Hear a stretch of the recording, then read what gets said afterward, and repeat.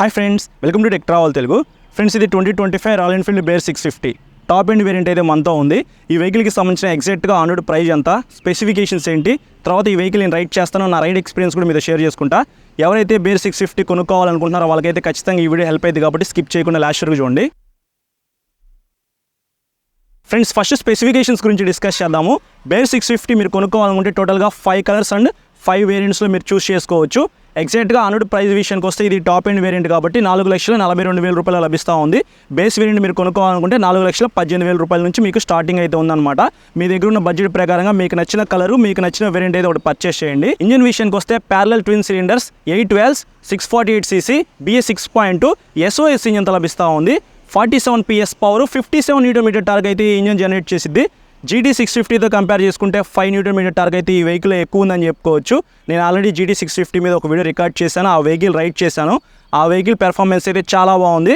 దాంతో కంపేర్ చేస్తే ఇందులో ఇంకా ఎక్స్ట్రా టార్క్ అయితే లభిస్తూ ఉంది కాబట్టి పెర్ఫార్మెన్స్ అయితే నెక్స్ట్ లెవెల్ ఉండిద్ది. తర్వాత గోప్రోలో మాట్లాడతాను. ఇంకా ఈ వెహికల్లో 6 స్పీడ్ మాన్యువల్ ట్రాన్స్మిషన్ ఇచ్చారు, అంటే 6 గేర్లు అయితే ఉంటాయి. డ్రైవ్ టైప్ వచ్చేప్పటికి ఇక్కడ మీరు చూడొచ్చు ఓపెన్ చైన్ అయితే ఇచ్చారు. ఎవ్రీ 500 కిలోమీటర్స్కి మీరు చైన్ క్లీన్ చేసుకోవాలి, లేకపోతే త్వరగా చైన్ పాడైపోతుంది. బ్రేక్స్ గురించి మాట్లాడుకుందాము. ఫ్రంట్ సైడ్ మీకు 320mm పెద్ద డిస్క్ బ్రేక్ ఇచ్చారు, ABS అయితే ఉంది. బ్యాక్ సైడ్ మాత్రం 270mm పెద్ద డిస్క్ బ్రేక్ ఇచ్చారు. పెర్ఫార్మెన్స్ అయితే ఎక్కువ ఉంది కాబట్టి ఈ వెహికల్లో పెద్ద డిస్క్ బ్రేక్సే ఉన్నాయి, ABS ఉంది. ఇంకొక ప్లస్ పాయింట్ ఏంటంటే ఈ వెహికల్లో బ్యాక్ సైడ్ ABS అయితే ఆఫ్ చేసుకుని మీరు డ్రిఫ్ట్ లాంటివి అయితే చేసుకోవచ్చు. సస్పెన్షన్ విషయానికి వస్తే front side 43mm up side down gold colour suspension ఇచ్చారు. షోవా దగ్గర నుంచి GT 650 ఇంటర్సెప్టర్ 650లో మీకు టెలిస్కోపిక్ సస్పెన్షన్ ఇచ్చారు కదా, ఆ వెహికల్తో కంపేర్ చేసుకుంటే ఈ వెహికల్లో బెటర్ సస్పెన్షన్ ఉందని చెప్పుకోవచ్చు. Back side adjustable twin chalks అయితే ప్రొవైడ్ చేశారు. ఈ సస్పెన్షన్ మీరు కొంచెం అడ్జస్ట్ చేసుకుని మీ హైట్కి తగ్గట్టుగా అయితే మీరు యూజ్ చేసుకోవచ్చు. టైర్స్ అండ్ వీల్స్ విషయానికి వస్తే spoke wheels with tube block pattern టైర్స్తో లభిస్తూ ఉంది. ట్యూబ్లెస్ అయితే ఏమీ కాదు, ట్యూబ్ టైర్ అనమాట. బ్లాక్ ప్యాటర్న్ టైర్స్ ఇచ్చారు కాబట్టి ఆన్ అండ్ ఆఫ్ రోడ్కి యూజ్ చేసుకోవచ్చు. ఫ్రంట్ 100/90 ఇంచ్ టైర్ అయితే ఇచ్చారు.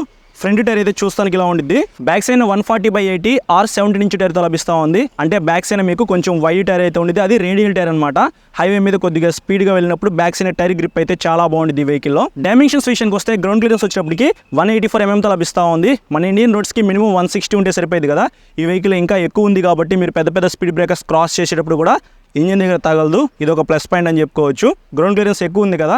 సీట్ హైట్ కూడా కొద్దిగా ఎక్కువ ఉంది, 830mm లభిస్తూ ఉంది. మినిమం 5.7 కన్నా హైట్ ఎక్కువ ఉన్న వాళ్ళే ఈ వెహికల్ ప్రాపర్గా రైడ్ చేయగలరు. ఎందుకంటే వెయిట్ అయితే చాలా ఎక్కువ ఉందన్నమాట, 216 kg wait.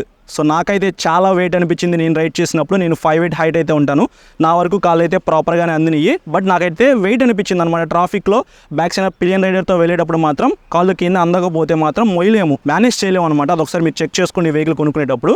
Fuel tank capacity విషయానికి వస్తే 13.7 లీటర్స్ అయితే ఈ వెహికల్లో పట్టింది. మెటల్ ఫ్యూయల్ ట్యాంక్ అయితే ఇచ్చారు. ఈ ఫ్యూయల్ ట్యాంక్ దగ్గర మీకు బియర్ లోగో అయితే ఉంది. ఈ పైన E20 స్టిక్కర్ అయితే ఉంది. లైట్స్ విషయానికి వస్తే ఈ వెహికల్లో మొత్తం LED లైట్స్ అయితే ఇచ్చారు. Front side round LED head light అయితే చూడొచ్చు, చూస్తానికి చాలా బాగుంది కదా. బ్యాక్ సైడ్ మీకు టైల్ లైట్ కూడా LEDతోనే లభిస్తూ ఉంది. ఈవెన్ సిగ్నల్ లైట్స్ కూడా మీకు ఈ వెహికల్లో LED ప్రొవైడ్ చేశారు. లైట్స్ పరంగా ఎక్కడ వీళ్ళు కాంప్రమైజ్ అయితే అవ్వలేదని చెప్పుకోవచ్చు, అది నాకు చాలా బాగా నచ్చింది. కన్సోల్ విషయానికి వస్తే 4 inches రౌండ్ TFT కన్సోల్ అయితే ఇచ్చారు. ఇందులో బ్లూటూత్ ఉంది, నావిగేషన్ ఉంది, ఫ్యూయల్ రేంజ్ చూపించింది, బ్యాటరీ వోల్టేజ్ చూపించింది, ఫ్యూయల్ కన్జంప్షన్ చూపించింది, ట్రిప్ మీటర్స్ ఉన్నాయి. అలాగే క్లచ్ అండ్ బ్రేక్ లివర్స్ కూడా ఈ వెహికల్ మీరు అడ్జస్ట్ చేసుకోవచ్చు. ఇన్ని మంచి మంచి ఫీచర్స్ అయితే మీకు ఈ వెహికల్లో లభిస్తూ ఉన్నాయి. ఇంకా ఇక్కడ సీట్ చూసుకున్నట్లయితే రైడర్ సీట్ కంఫర్ట్ అయితే బాగానే ఉండిద్ది. తర్వాత పిలియన్ సీట్ అయితే కొంచెం చిన్నగానే ఉంది. సిటీలో వరకు మేనేజ్ చేయొచ్చు డబల్స్ అయితే ఈ వెహికల్ మీద. లాంగ్ వెళ్ళాలంటే మాత్రం సింగిల్ గానే ఈ వెహికల్ వేసుకుని వెళ్ళిపోండి, అప్పుడే మీకు మంచి కంఫర్ట్ అయితే ఉండిద్ది. అలాగే ప్యాసింజర్ ఫుట్ రెస్ట్ మెటల్తో ఇచ్చారు, క్వాలిటీ చాలా బాగుంది.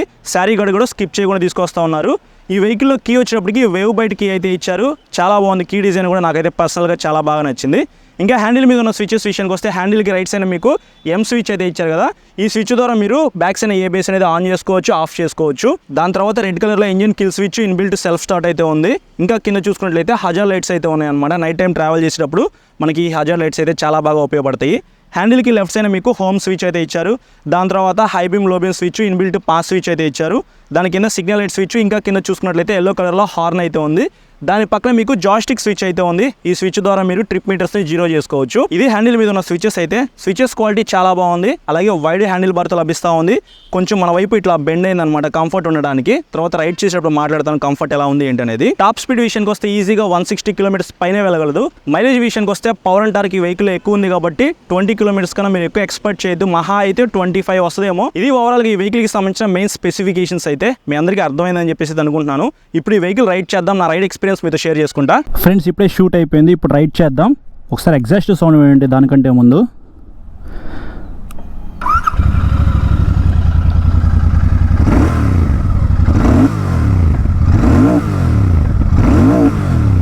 ఎగ్జాస్ట్ సౌండ్ అయితే కొంచెం లౌడ్ వస్తుంది. వైడ్ హ్యాండిల్ బార్ ఉంది బ్రో. హ్యాండిల్ కంఫర్ట్ బాగుంది. అలాగే కొంచెం మన వైపు ఇట్లా బెండ్ అయిందనమాట. ఇట్లా 90 degreesలో కూర్చోడానికి అయితే లేదు, కొంచెం ఇట్లా బెండ్ అవ్వాలి. చూసారా, నాకైతే కాళ్ళు రెండు కూడా ప్రాపర్గా కింద అందినాయి. కొంచెం హైట్ అయితే ఎక్కువ ఉంది. 216 kg బరువు అనమాట. నాకైతే బరువు అనిపిస్తుంది. షార్ట్ రైడర్స్కి కొద్దిగా ఇబ్బంది. ఒకసారి షోరూమ్కి వెళ్ళి వెహికల్ మీద ఎక్కి కూర్చొని టెస్ట్ రైడ్ చేయండి, అప్పుడు మీకు అర్థమవుతుంది. ఫస్ట్ గేర్ వేసాను.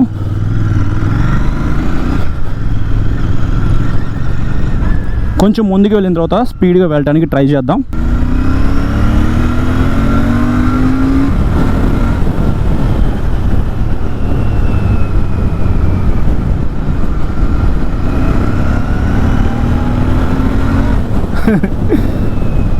చాలా స్మూత్గా ఉంది ఇంజను. ఓకే, హార్న్ కూడా లౌడ్గానే ఉంది.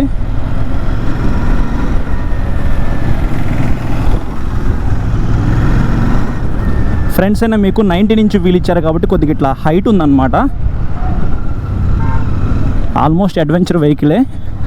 స్పోక్ వీల్స్ ఉన్నాయి కాబట్టి గ్రౌండ్ క్లియరెన్స్ కూడా కొద్దిగా ఎక్కువ ఉంది కాబట్టి మీరు ఎలా అయినా సరే ఈ వెహికల్ని రైడ్ చేసుకోవచ్చు.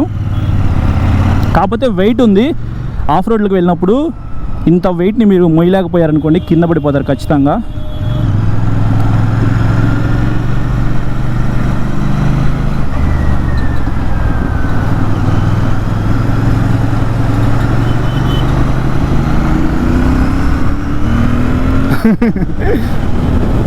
అసలు ప్రతి గేర్లో కూడా ఇంజిన్ పుల్ అయితే మామూలుగా లేదు. 47 PS పవరు, 57 Nm టార్క్ అనమాట.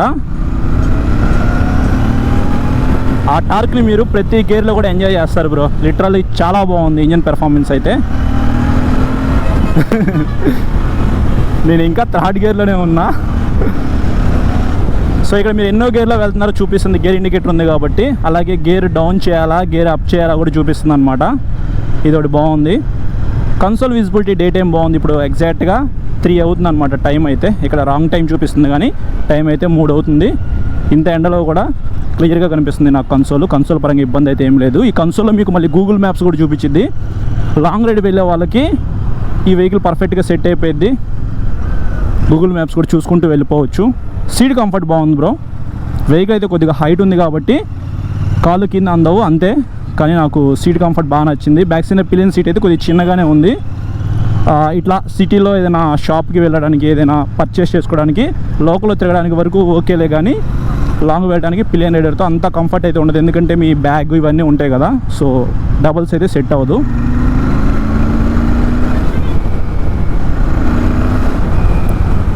సిటీలో నాకు తెలిసి 4th 5th గేర్లోనే మీరు మేనేజ్ చేసేసేయచ్చు.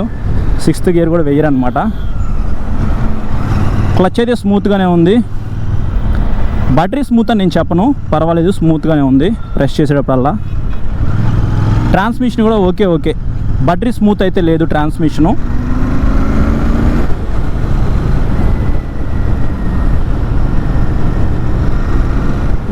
సస్పెన్షన్ విషయానికి వస్తే కొద్దిగా హార్డ్ ఉంది. ఇక్కడ మీకు వైట్ లైన్స్ అయితే ఉన్నాయి కదా, ఆ లైన్స్ మీద వెళ్తుంటే మాత్రం మీకు తెలుస్తుంది అనమాట. టక్ టక్ టక్ అని సౌండ్ వస్తుంది అనమాట ఆ లైన్స్ మీద వెళ్తే. సో ఆ బంప్స్ అయితే మీకు తెలుస్తుంది. స్టిఫర్ సైడ్ అయితే ఉంది, మరి అంత స్మూత్ అయితే లేదు.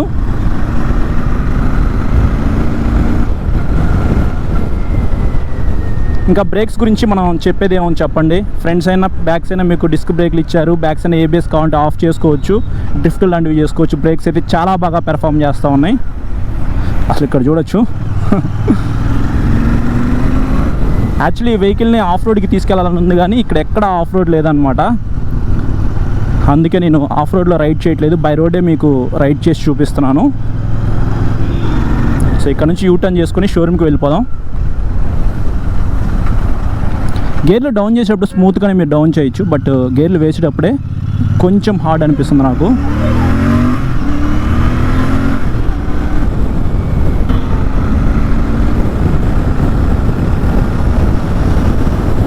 బ్రేక్స్ ఇక్కడ చూడొచ్చు. గట్టిగా ప్రెస్ చేసేసాను, లైట్గా స్కిడ్ అయింది. హైవే మీద మీరు ఎక్కువ స్పీడ్గా వెళ్ళేటప్పుడు ఇట్లా షేక్ అయిపోకుండా ఈ హ్యాండిల్ మీద మీకు స్టీరింగ్ డ్యాంపర్ ఇచ్చారు కదా, ఇది చాలా బాగా ఉపయోగపడుద్ది.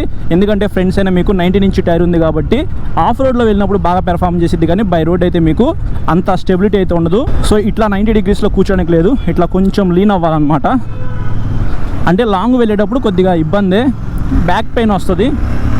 GT650తో కంపేర్ చేసుకుంటే ఈ వెహికల్ చాలా వరకు బెటర్ అనమాట.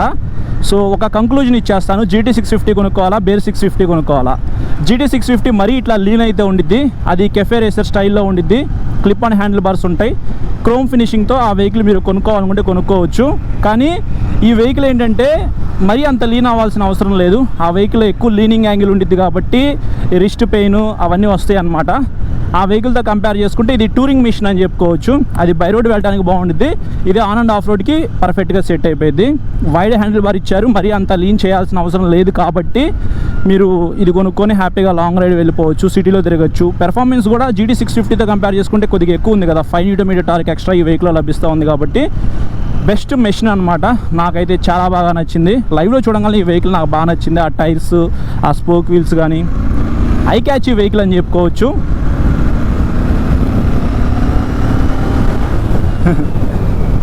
రాంగ్ రూట్లో వస్తారు.